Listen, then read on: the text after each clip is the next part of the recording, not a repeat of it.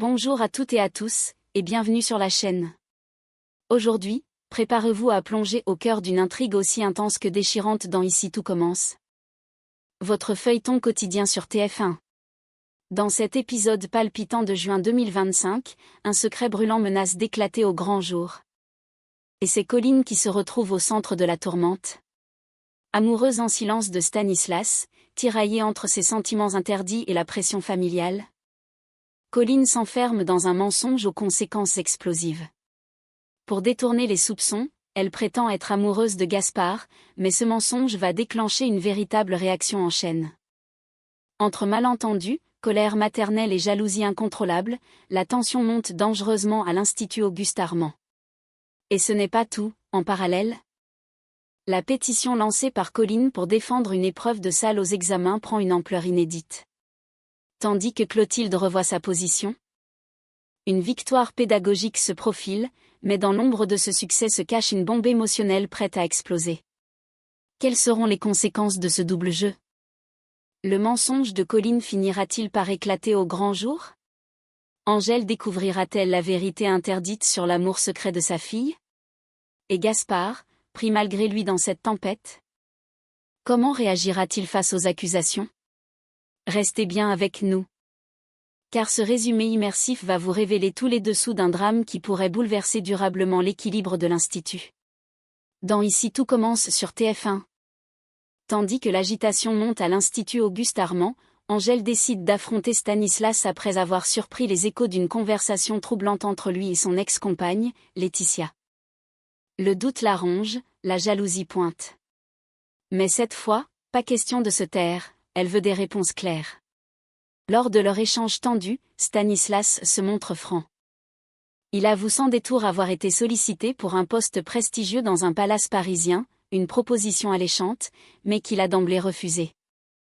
Cette révélation agit comme un baume sur le cœur d'Angèle, soulagée de constater que l'homme qu'elle aime a choisi de rester à ses côtés et non de fuir vers son passé.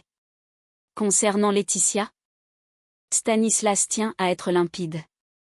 Il insiste, leur histoire appartient au passé. Désormais, dit-il, elle n'est rien de plus qu'une amie, avec laquelle il entretient des rapports strictement cordiaux. Un positionnement qui rassure Angèle, mais ne dissipe pas totalement l'ombre de la jalousie. Touchée par la sincérité de Stanislas, Angèle reprend confiance et propose un cap pour la suite. Elle l'encourage à parler à Colline, à lui dire la vérité une bonne fois pour toutes, mais pas maintenant. Pas tant que les examens ne sont pas terminés. Il ne faut pas perturber la concentration de sa fille, encore fragile et émotionnellement instable. Elle suggère donc d'attendre, puis d'avoir cette conversation importante dans un moment plus serein. En fin de journée, Carla et Bérénice arrivent chez Angèle, sac de cours sur l'épaule et fiches en main. L'ambiance devait être studieuse. Le trio avait prévu une séance de révision intensive avec Colline, à l'approche des examens. Mais dès le seuil franchi, une déception les attend, Colline est introuvable. Elle n'est ni dans sa chambre, ni dans la cuisine, et son téléphone reste désespérément silencieux. Carla, agacée, ne peut cacher son exaspération. Elle soupire, lève les yeux au ciel et finit par lâcher à sa tante, mi-blasée, mi-inquiète. Franchement, elle abuse. Elle nous plante alors que c'est elle qui avait proposé de réviser. Angèle, un peu surprise par l'absence de sa fille, tente de relativiser. Mais la discussion dévie rapidement vers un sujet plus sensible, plus intime. Pressée de comprendre ce qui agite tant Colline ces derniers temps, Angèle questionne subtilement Carla. Et c'est là que l'adolescente lâche, presque malgré elle, un aveu troublant. Tu sais, Colline, elle est amoureuse. Elle me l'a dit. Angèle se fige un instant, le cœur serré. Elle tente de garder un ton neutre. Amoureuse? De qui? Mais Carla secoue la tête, sincère. J'en sais rien. Elle a refusé de me dire son nom. Juste qu'elle est sûre que c'est réciproque. Le regard d'Angèle se trouble brièvement.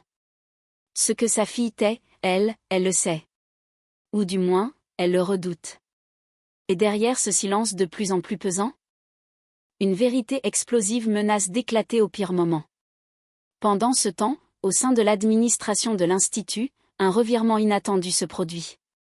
Clotilde Armand, jusque-là inflexible sur l'organisation des épreuves, revient sur sa décision.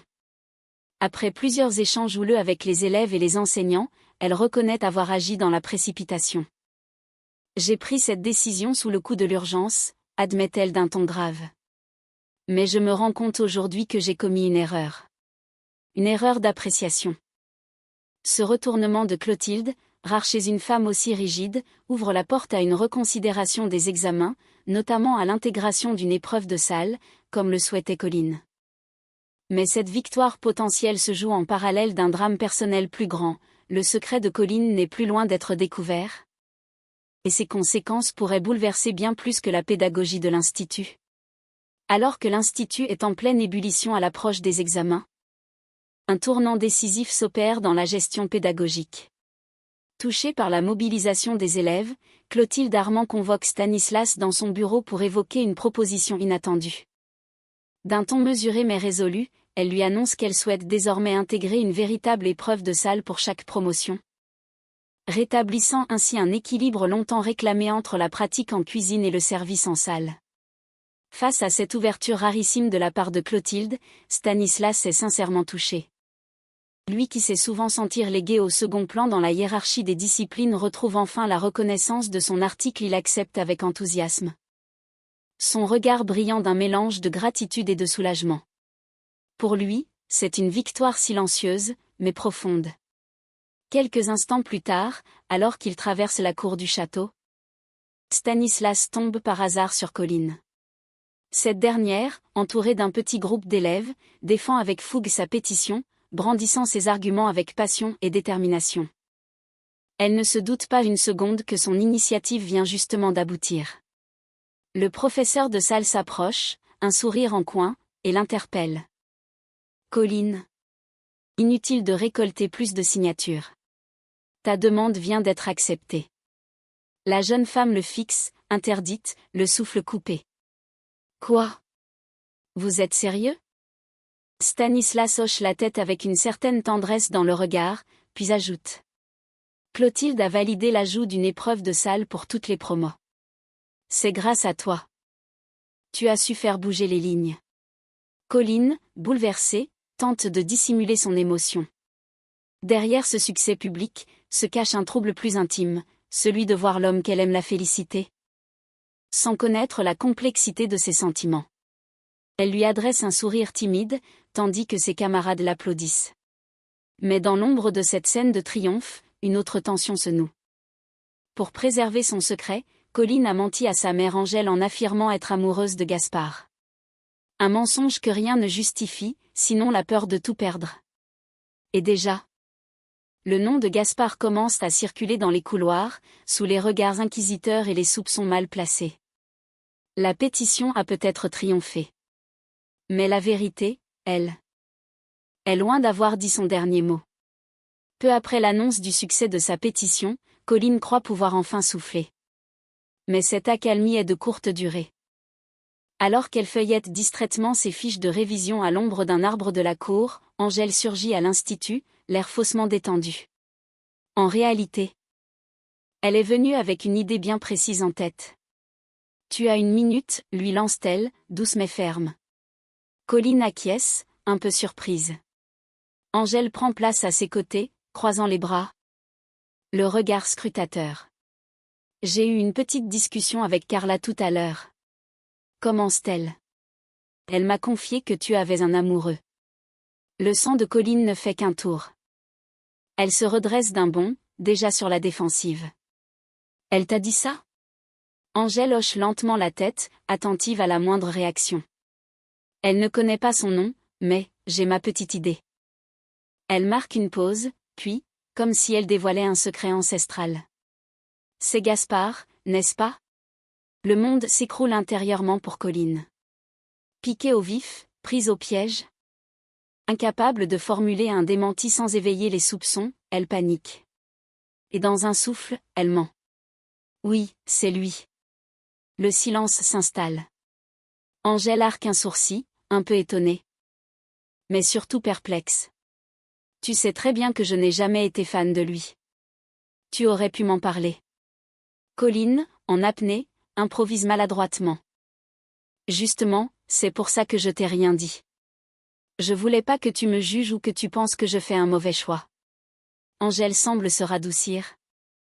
Presque gênée d'avoir pu provoquer un tel stress chez sa fille. Tu es grande, Colline. Et tu fais tes choix. Je ne suis pas là pour t'interdire d'aimer qui que ce soit. Mais si Angèle est prête à croire à cette version, Colline, elle, s'enfonce dans un mensonge qui risque de la rattraper très vite. Car Gaspard n'est au courant de rien. Et Stanislas, le véritable objet de son affection, reste dans l'ombre. Le piège se referme. Ce mensonge, né d'une panique passagère, pourrait bien déclencher une cascade de malentendus et de révélations destructrices. Alors que la journée touche à sa fin à l'Institut Auguste Armand, Angèle s'apprête à rentrer chez elle. L'esprit encore troublé par sa discussion avec Colline. Elle veut croire à ce que sa fille lui a confié, cette prétendue histoire avec Gaspard, mais quelque chose la dérange, un sentiment diffus. Une incohérence qu'elle n'arrive pas à nommer. C'est à ce moment-là qu'elle passe près de l'amphithéâtre et entend des voix provenant du couloir. Curieuse, elle s'arrête, tend l'oreille, et comprend vite qu'il s'agit de Pénélope et Gaspard, en pleine conversation. Gaspard, agité, s'exprime à demi-voix mais avec une assurance provocatrice. Je vais lui envoyer une nouvelle photo, tu vas voir. Avec celle-là, elle va forcément réagir. Pénélope lève les yeux au ciel, à la fois amusée et inquiète. T'es sérieux? Tu crois vraiment que Maya va mordre à l'hameçon juste parce que tu poses torse nu? Mais pour Angèle, qui ne connaît rien du contexte ni de l'identité de la destinataire, le doute n'est plus permis. Le puzzle s'assemble dans son esprit, complètement de travers. Gaspard parle forcément de Colline. Il jouerait avec elle, comme avec un trophée. Alors qu'elle vient de lui avouer être amoureuse de lui. Le sang d'Angèle ne fait qu'un tour.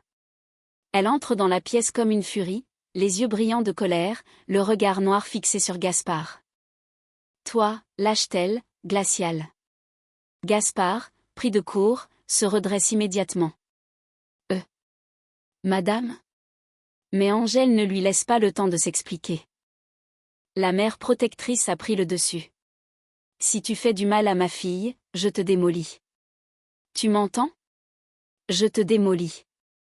Pénélope, médusée, n'ose pas intervenir. Gaspard, complètement abasourdi, tente de comprendre. Attendez, de quoi vous parlez? Mais Angèle tourne les talons, furieuse, laissant derrière elle un Gaspard totalement déboussolé, et une situation qui vient de prendre une tournure catastrophique. Car le mal est fait. Le mensonge de Colline, prononcé sous le coup de la panique, vient de semer le chaos autour d'elle. En voulant protéger son secret, elle a déclenché une tempête émotionnelle qui va désormais échapper à son contrôle. Gaspard, injustement accusé, va vouloir comprendre ce qui se trame.